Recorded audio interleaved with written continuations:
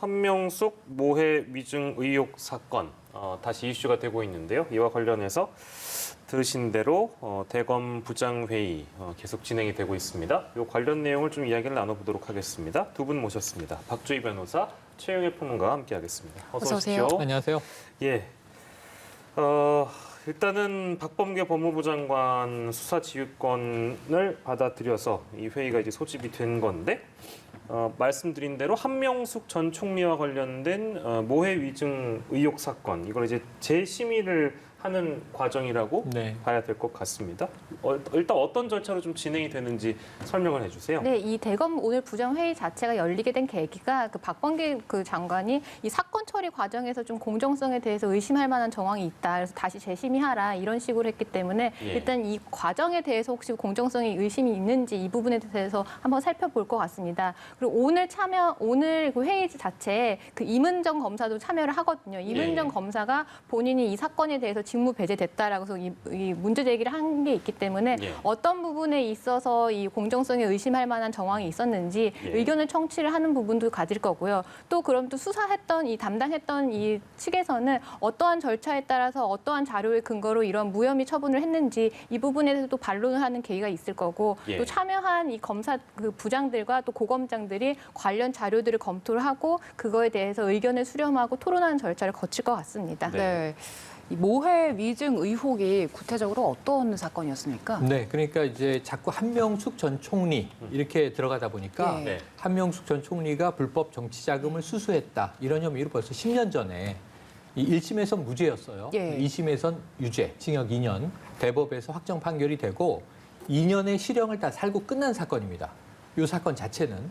그런데 이제 1심은 무죄였는데 2심은 유죄가 된 이유가 무엇일까에 대해서 검찰개혁의 과정에서 살펴보다 보니까 당시에 증인들이 등장을 하는데 처음에 이 나는 돈을 주었다라고 검찰에서 진술했던 건설업자 9억 원을 3번에 나눠서 줬다.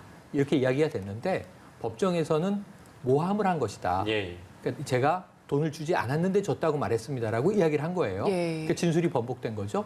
그런데 이제 2심에서는 검찰 입장에서는 유죄를 입증하기 위해서는 돈을 주었다는 사람은 안 줬다고 해버렸으니까 이 수감되어 있을 때 같은 방에 있었던 재소자들이 나 총리에게 돈 준 게 맞다라고 이야기한 것을 들은 바 있다. 라는 증인들이 등장하게 된 거예요. 근데 이 증인은 2명이 재판에 나왔는데 나중에 조사 결과를 보니까 이 건설업자 본인을 포함해서 6명의 증인이 존재한다는 거예요. 그런데 나머지 사람들의 이제 주장이 뭐냐면 검사가 나에게 위증을 훈련시켰다. 그래서 이제 위증을 하도록 만들었는데 자신은 법정에서 차마 이야기를 못하겠어서 나서지 않았다라고 하는 사람도 있고 증언한 사람 2사람 중에도 1명은 나는 그 거짓을 말한 것이다라고 이야기한 사람도 있고 1명만이 일관적으로 저는 들은 대로 진실을 말했습니다라고 유지를 하는 거예요. 그러니까 증인 다수가 사실은 검사의 강요에 의해서 압박에 의해서 위증을 했거나 위증을 하도록 준비되었다라고 하는 진술이 확보된 겁니다. 그러니까 이것을 임은정 검사가 수사를 한 게 아니라 지난해에 이제 대검 감찰부로 가면서 감찰을 해요. 자료는 굉장히 많습니다. 뭐 어른의 키보다 많다 이런 얘기를 했고 박범계 장관도 최근에 6천 쪽에 달하는 자료를 검토하는 사진을 공개하기도 했는데요. 그러니까 이 내용이 핵심이 될 겁니다. 그래서 정말로 검사가 재판에서 유죄로 이기기 위해서 없는 증인을 거짓으로 만들어낸 것인가. 그렇다면 이건 굉장히 심각한 일일 수 있죠. 이게 모해 위증 교사 혐의. 그래서 지금 한명숙 총리의 뭐 재심 문제는요. 이게 자꾸 결합돼서 나오는데 그 다음 단계의 문제입니다. 사실은 전혀 다른 사안이고 이 수사 과정에서 그리고 재판 과정에서 검사는 거짓 증인에게 위증을 교사했는가. 이게 핵심인 내용이고 여기에 대해서 이제 임은정 검사는 수사권을 달라. 이건 기소해야 될 사안이다라는 입장인 거고요. 한동수 감찰부장도 그렇게 전해집니다. 하지만 이것을 윤석열 전 총장이 총장직을 사직하기 얼마 전에 임은정 검사에게 원포인트 인사로 부여했던 수사권을 박탈하고 이거를 감찰 3과에 재배당을 했어요. 감찰 3과는 며칠 만에 무혐의 이렇게 결정을 했거든요. 그러니까 이 대검 내에서도 지금 입장은 충돌하고 있는 상황입니다. 이 검찰이 결국 재소자에게 위증을 회유했느냐, 압박을 했느냐 이게 핵심일 텐데 모해 위증 교사가 어느 정도로 큰 범죄입니까? 그 법원에서 제일 그 심각하게 보는 죄가 거짓말을 하는 거에 대해서는 굉장히 그 심각하게 보거든요. 근데 이 모해 위증이라는 거는 다른 사람을 이 형사 절차나 징계 절차에서 이 불리하게 하도록 이 위증을 거짓말을 법정에서 거짓말을 하게 한다라는 건데 이거는 굉장히 법원에서 중하게 봅니다. 근데 이거를 지금 문제가 되는 거는 단순히 재소자들이 본인들이 위증한 게 아니라 이 위증을 하게 된 계기 자체가 검찰에서 회유와 뭐 협박이나 이런 부분에 있어서 이 재소자들이 억지로 이 불리한 진술을 할 수밖에 없었다라는 거기 때문에 사실 이게 만약에 사실로 밝혀진다라고 하면은 예. 이거는 검찰의 이 신빙성이라든지 신뢰성이 좀 많이 이게 훼손될 수 있는 사건이라고 봅니다. 예. 그러니까 한쪽에서는 그 위증을 검사들이 시켰다고 얘기를 하고 있는 것이고 그런 이런 일이 이제 드러나기까지의 대검에서는 뭐 무혐의 처분도 있었던 것이고요. 그래서 이거와 관련해서 오늘 격론한 이제 토론을 벌이는 것인데 결론이 안 나면 어떻게 되는 거예요? 사실 오늘 지금 이 대검 부장들 회의에서 예, 예. 이 사건에 대해서 재심의를 할 수 있느냐, 법적인 근거가 있느냐부터 사실 좀 논란이 되고 있긴 하거든요. 예, 예. 왜냐하면 이 부분에 대해서 이 관할이라는 게 있어야 되고 그 직무 범위 안에 있어야 되는데 그래서 대검 부장들이 회의한다라고 해서 재심의한다라고 해서 과연 이 결론을 대해서 다시 이대로 기속력이 있느냐 이런 문제가 되는데 예, 예. 제가 봤을 때는 조난관 대행이 워낙 이 부분에 대해서 검찰 내외에서 이제 문제가 생기니까 네. 뭔가 공정성을 다시 확보한다라는 명분 하에서 이 대검 부장들을 부르고 또 이 부분에 대검 부장들이 지금 포진해 있는 이 부장들이 또 친정부의 성향이라는 또 평가가 있을 수 있으니까 네, 또 네. 거기서 또 다시 공정성이 발생될 수가 있어서 이제 고검장들까지 참여를 시켜서 이제 하는데 예. 사실은 이제 부장 회의들에서 만장일치 될 가능성은 제가 봐도 적어 보입니다. 워낙 이거는 이견이 많고 이 뭐 사안이나 법리가 복잡한 문제라서 만장일치는 사실 일어나지 않을 것 같고 이제 예. 다수 출석 의원들의 다수결로 할 텐데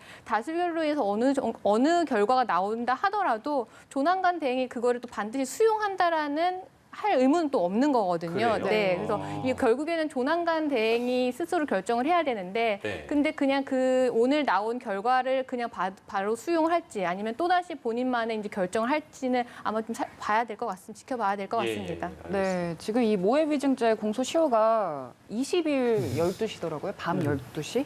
그러면 지금 오늘부터 해서 나흘 남은 건데 어떤 부분을 중점적으로 봐야 될까요? 시간이 너무 빠듯해서요.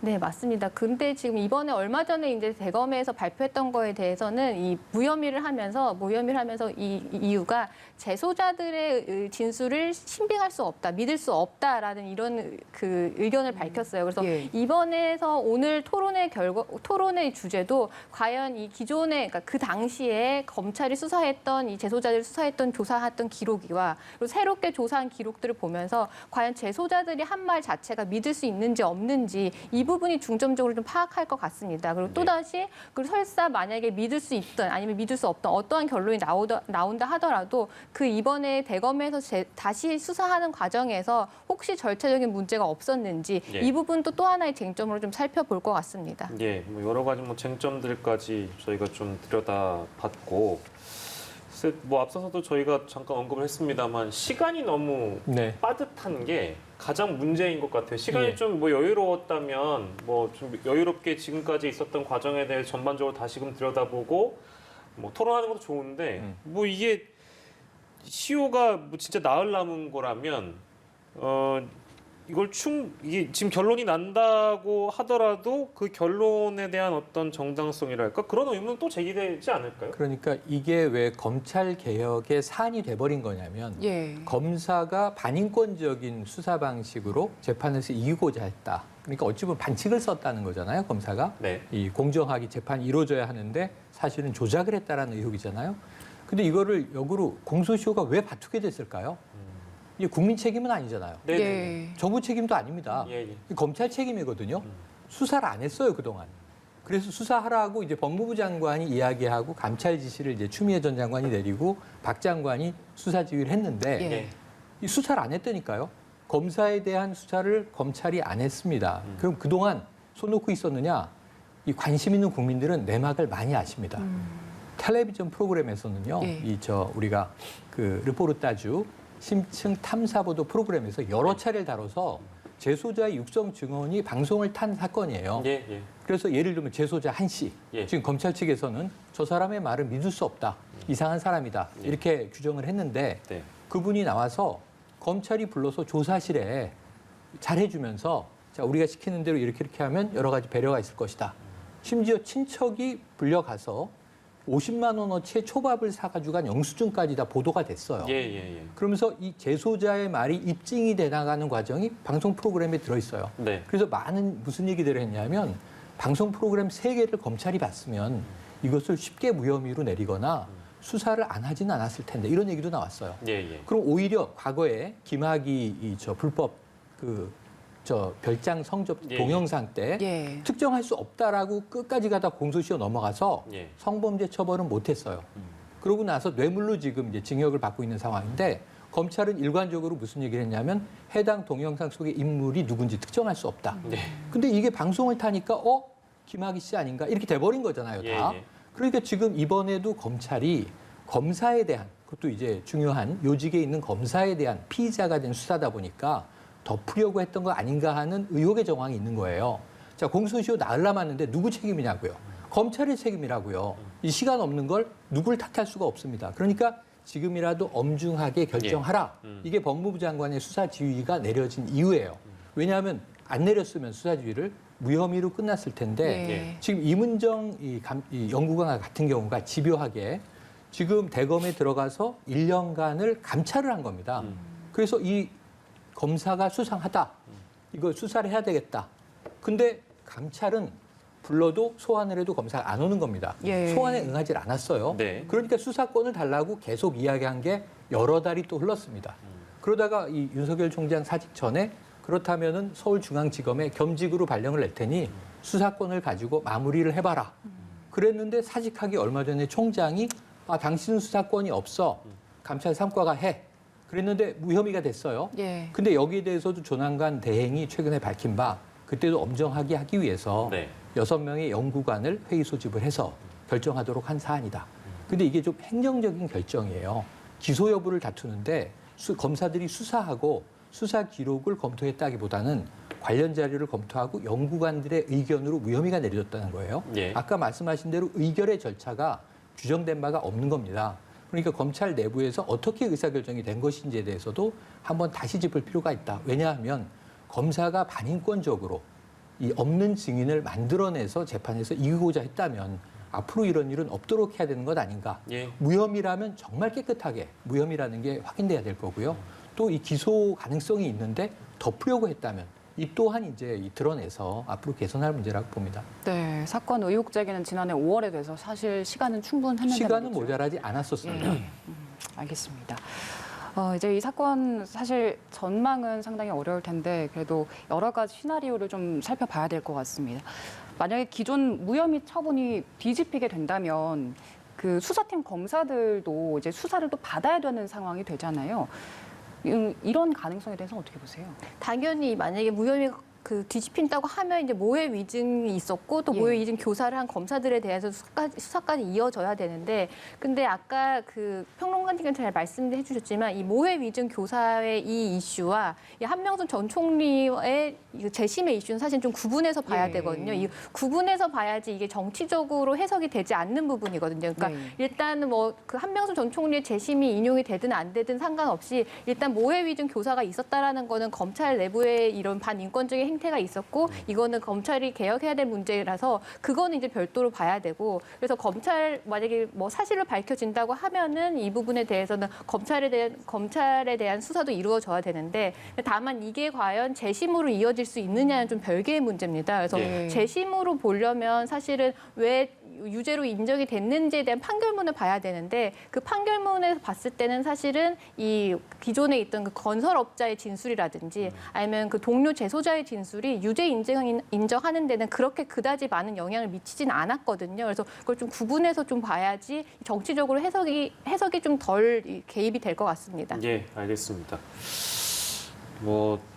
결론적으로는 오늘 이 회의에서 나오는 내용에 따라서는 또다시 어쨌든 법무부 장관은 이거 네. 들여다보라고 지시를 한 것이고 네. 그래서 오늘 이제 회의가 열린 것인데 결과에 따라서는 뭐 대검과 법무부 간의 어떤 갈등 다시 한번 불거진다고 할 수밖에 없겠네요.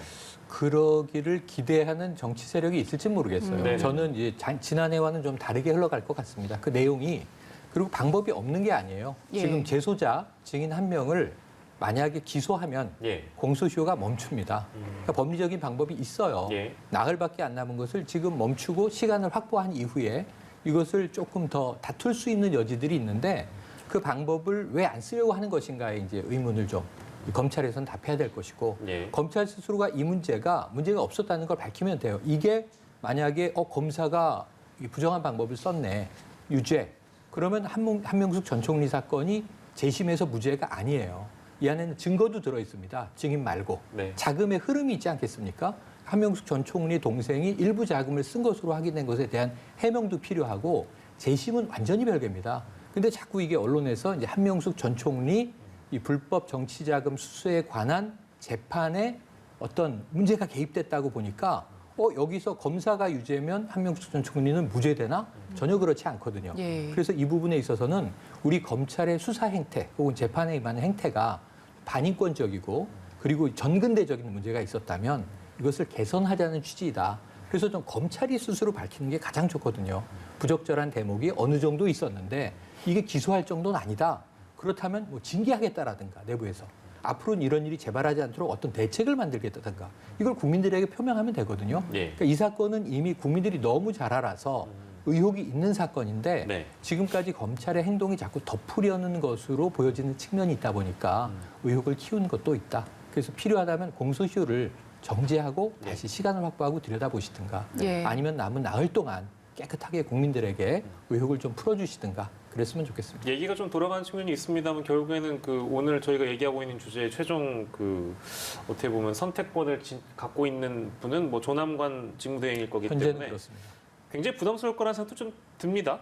네, 맞습니다. 만약에 기존의 결론대로 그대로 가면 검찰 제 식구 감싸기 아니냐. 그렇겠죠. 오늘부터 더구나 뭐 부장들과 고검장까지 다 한 회의에서 이런 결과 나왔으면 결국에는 검찰은 결국에는 그냥 하나의 공동체 아니냐 이런 비난이 나올 것 같고요.